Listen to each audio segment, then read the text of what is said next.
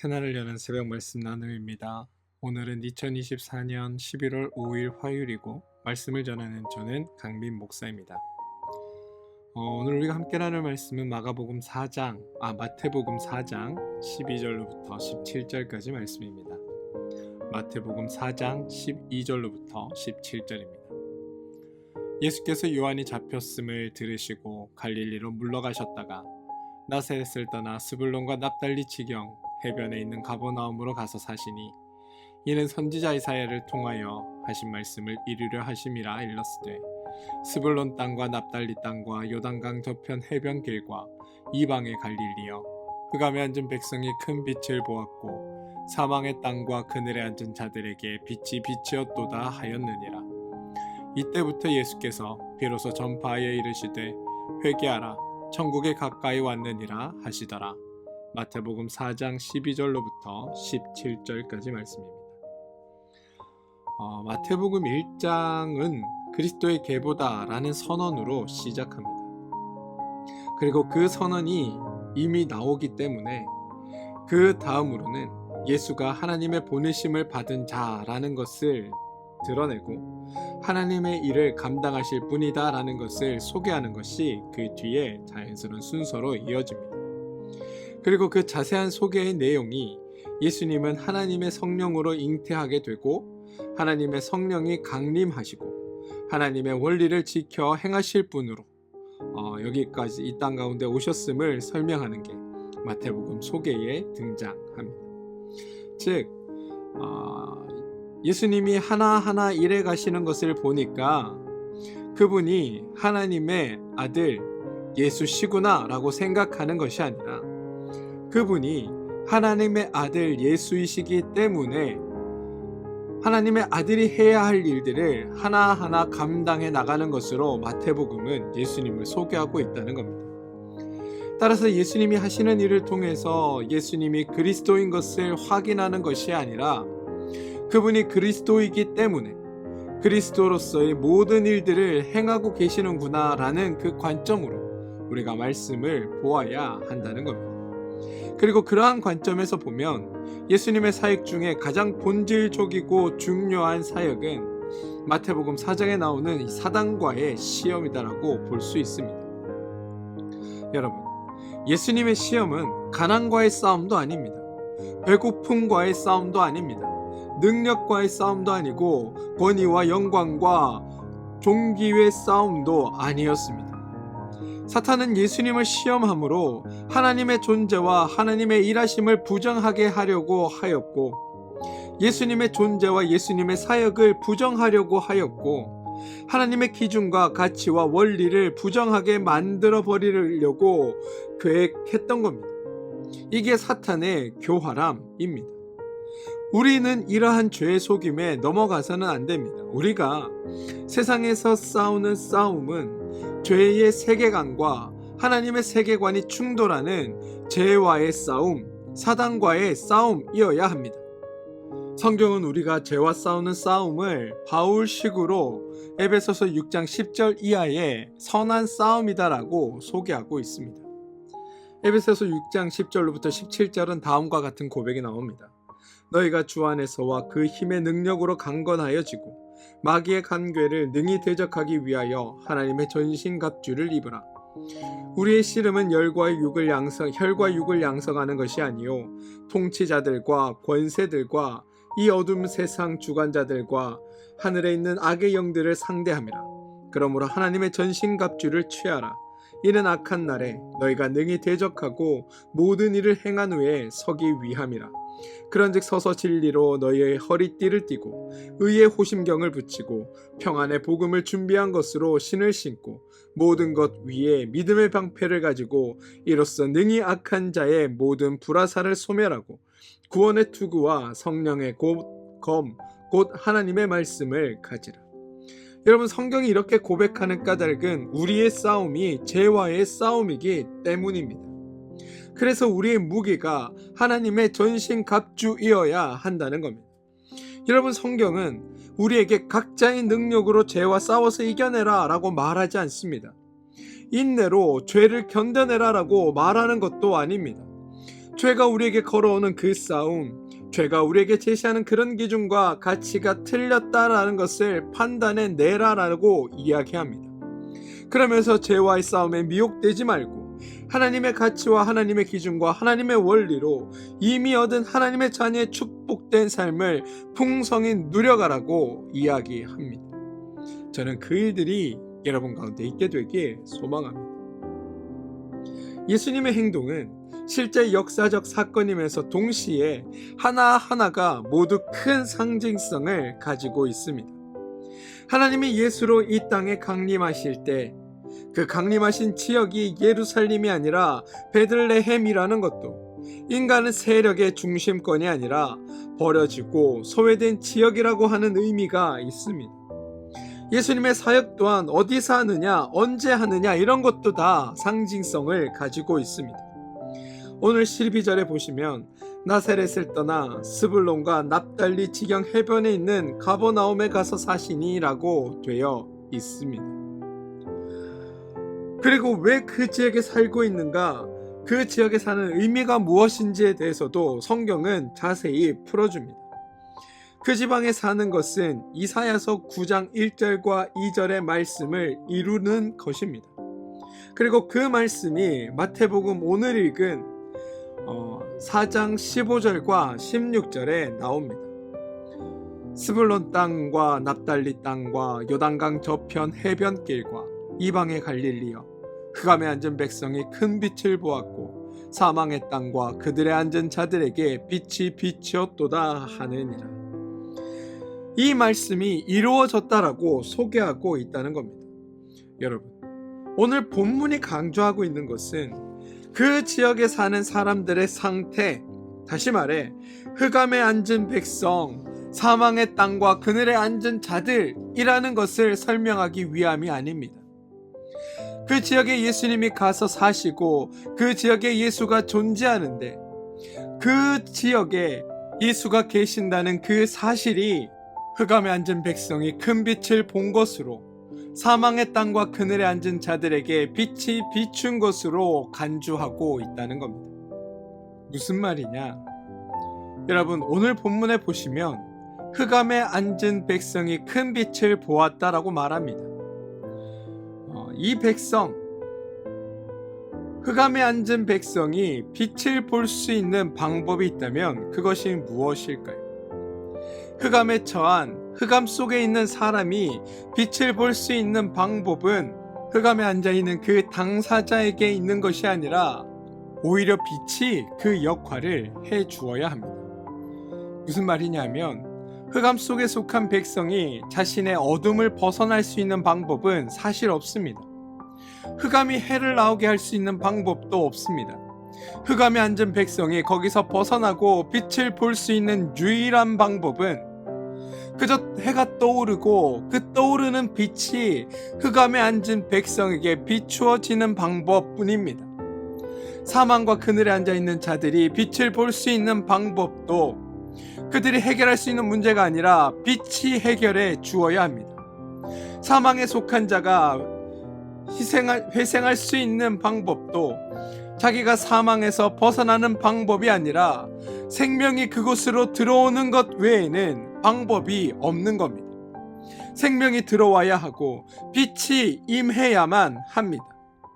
빛은 멀리 있어서 어둠이 속한 자에게 빛으로 나아오라라고 해서는 해결되지 않습니다. 생명은 멀리 있으면서 사망에 속한 자에게 내가 여기 있으니 나에게 살아오라라고 말할 수 없다는 겁니다. 그런 방법으로는 해결되지 않습니다. 성경이 우리가 인간이 죄인이라고 이야기합니다. 죄인은 죄를 벗어날 수 없습니다. 그런데 하나님이 저 멀리 서서 죄인을 향하여 너희가 그 죄에서 벗어나 하나님께로 나오라라고 말해서는 그 죄로 나올 수 있는 사람이 아무도 없다는 겁니다. 그렇게 말해서는 안 됩니다. 하나님이 멀리 서서 죄인들에게 나오라 해서 되는 것이 아니라 반대로 하나님이 죄인에게 들어가야만, 그들에게로 가야지만 죄의 문제가 해결될 수 있다는 겁니다. 이게 하나님의 방식입니다. 흑암에 있는 자들이 빛을 보기 위해서는 빛이 흑암에 있는 자들에게로 가야 합니다. 사망에 앉아있는 자들에게 생명이 들어가기 위해서는 생명이 사망에 앉은 자들에게로 들어가야 하는 겁니다. 그들로부터 나와라, 이쪽으로 움직여라 해서는 아무것도 해결되지 않습니다. 여러분, 이 말을 한번 생각해 보시기 바랍니다. 아침에 해가 떴다. 그런데 아무리 해가 떴어도 당사자가 그 해를 맞이하지 않으면 아침은 오지 않는 것이다. 여러분, 이게 말이 되는 말입니까? 아침일 때 내가 아침을 맞이해야 그게 아침이 됩니까? 내가 눈을 떠서 해를 바라보고 아침이다 인정해야 그게 아침이 되고 그게 빛이 됩니까? 실제로 그렇지 않지 않습니까? 내가 잠자리에 일어났던 일어나지 않았던, 내가 해를 바라보던 바라보지 않던 이미 해는 떴고 아침은 되어 있는 겁니다. 아무리 해가 떠도 내가 일어나지 않으면 나에게 아무 소용이 없고 나에게 무용하다라는 그 말 자체는 해가 소용없다거나 아침이 아니라는 말이 아니라, 해가 떴고 아침이 되었음에도 아침이란 걸 내가 인지하지 못한다면, 내가 혜택을 보지 못하고 그 아침의 속성들을 온전히 누리지 못한다는 것을 지적할 뿐이지, 아침이 아니라거나 해가 소용없다라는 말이 아닐 겁니다. 이미 내가 인정하든 안 하든 아침은 와 있는 것이고 결과는 완성되어 임재되어 있는 겁니다. 무슨 얘기냐면, 흑암과 빛의 관계에 있어서 흑암에 속한 백성 또는 사망과 사망의 그늘에 앉아있는 자들에게 어떻게 빛의 소속이 될 수 있느냐, 그런 방법을 말하는 것은 아무런 소용이 없습니다. 그냥 빛이 임함으로 인해서 흑암이 사라지게 하는 것, 빛이 임함으로 인해서 흑암 속에 있는 자들에게 저절로 빛에 소속되도록 하는 것, 이게 정말 중요한 일이라는 겁니다. 남은 건 내가 흑암에 속할 것이냐 빛에 속할 것이냐 그런 문제가 아니라, 빛이 내게 와서 내가 빛에 속해 있다는 그 사실을 깨닫고 빛 안에서 빛의 혜택을 누리며 살아가는 것, 그것만이 남아있다는 겁니다. 사망의 그늘에 앉은 자들에게도 마찬가지입니다. 생명의 안으로 그들이 어떻게 들어갈 것이냐, 이게 중요한 것이 아니라 생명이 그들 가운데 감으로 말미암아 더 이상 사망의 자리가 사망이 아닌 생명의 자리로 바꾸어지게 되는 것, 이게 중요한 것이기에 생명을 가진 자로 생명을 누리며 어떻게 살 것인가를 고민하는 게 우리의 문제라고 성경은 이야기하고 있다는 겁니다. 빛의 자녀가 되기 위해 뭘 해라, 생명의 자녀가 되기 위해 뭘 해라가 아니라, 하나님의 빛이 너에게 비추어서 너를 빛의 자녀로 삼아줄 것이고, 하나님의 생명이 너에게가 너를 생명의 자녀로 만들어 줄 것이다. 이게 성경의 고백이고, 그 일을 예수가 이 땅에 오심으로 이루셨다라고 성경은 우리 가운데 증언하고 있는 겁니다. 우리는 그 사실을 아는 것이 중요합니다. 그리고 그 사실을 깨닫고 내가 빛의 사람으로, 생명의 사람으로 나에게 주어진 이 빛과 생명을 어떻게 누리며 살아갈 것인지를 고민하는 것, 그게 우리에게 남겨진 몫이라는 겁니다.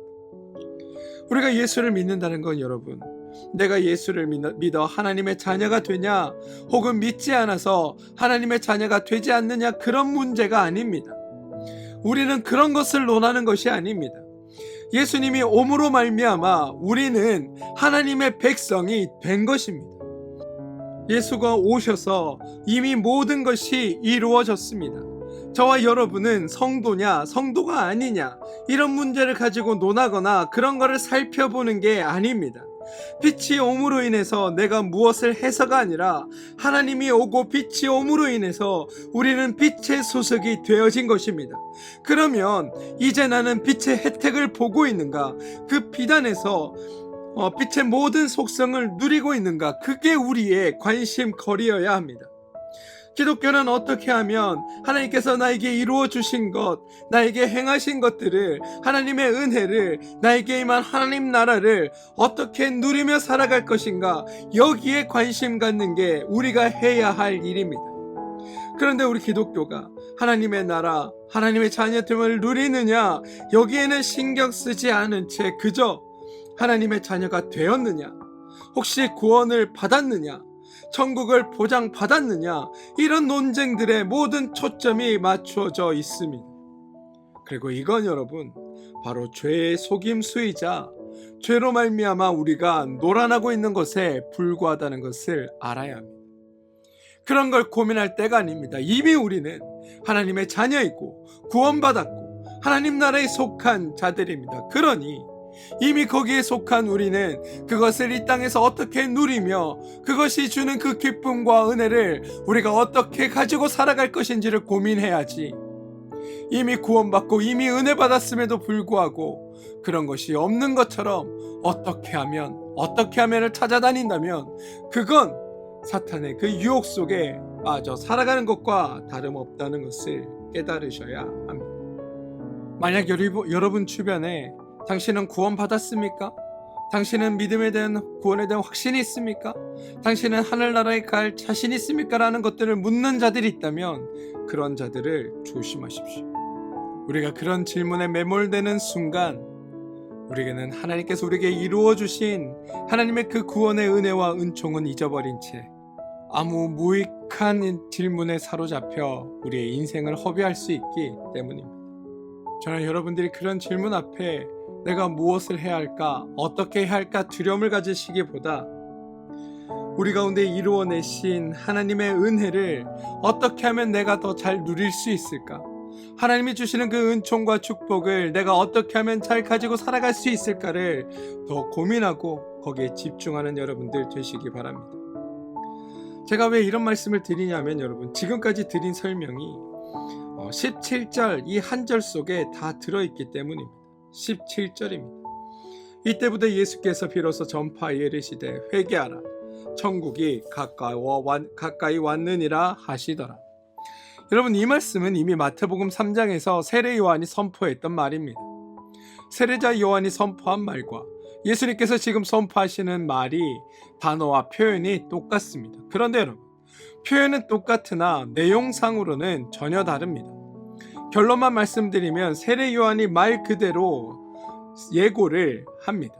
그런데 예수님은 그 천국이 실제로 오고 실제로 열리고 있다는 것을 선포하는 것입니다. 예수님으로 말미암아 그 천국이 이곳 가운데 왔고 그 하나님의 나라가 열렸다라고 성경은 선포하고 있다는 겁니다. 17절에서 여러분, 예수님께서 선포한 핵심이 뭐냐면 회개하라, 천국이 가까이 왔느니라입니다. 여기에서의 가장 중심은 회개하라가 아닙니다.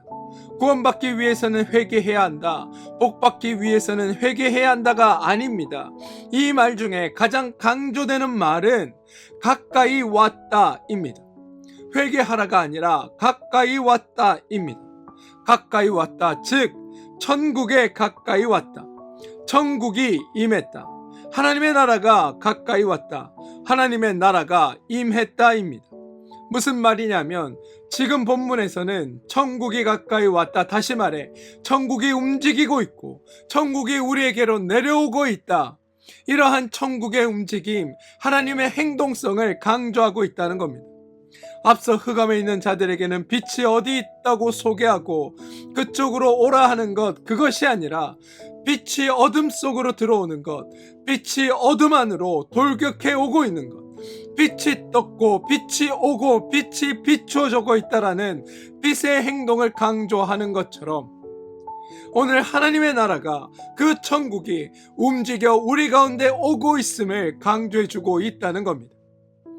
하나님이 여러분 일방적으로 우리의 반응과 상관없이 묻지 아니하시고 조건도 따지지 아니하시고 하나님의 나라가 와서 우리들에게 하나님 나라에 속할 수 있도록 하나님이 행동하신다고 성경은 우리에게 말하고 있다는 겁니다. 그리고 이게 여러분 하나님의 은혜 주심이고 하나님의 수고하심입니다.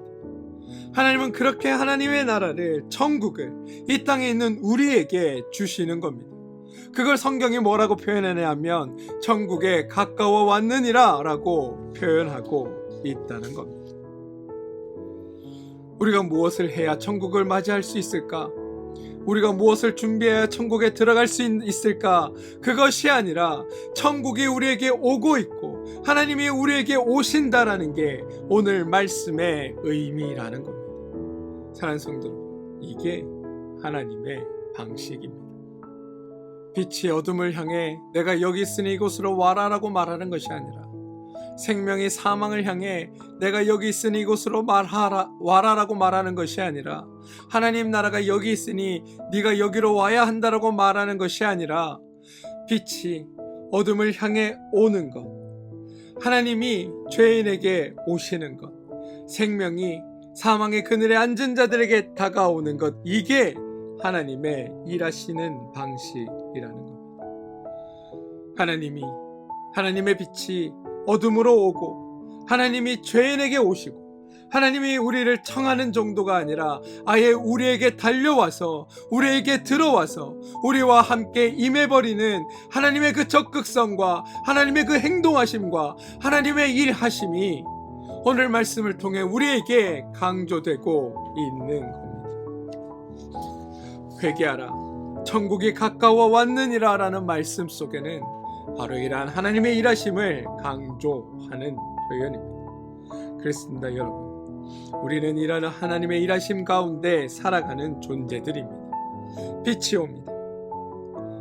그래서 흑암에 앉았던 백성에게 빛이 거하게 됩니다. 생명이 옵니다. 그래서 사망의 그늘에 앉았던 백성에게 생명이 오는 겁니다. 죽었던 자들이 살아나게 되는 겁니다. 죄인들이 있습니다. 천국이 그 죄 중에 거한 자들에게 다가갑니다. 그들에게 천국이 오는 것입니다. 그래서 우리가 천국에 하나님 나라에 속하게 되는 것입니다. 하나님의 일하심으로 말미암아 우리에게는 하나님의 일하심의 결과가 우리 가운데 임하게 되는 것, 우리는 그것을 하나님의 은혜라고 부르는 겁니다.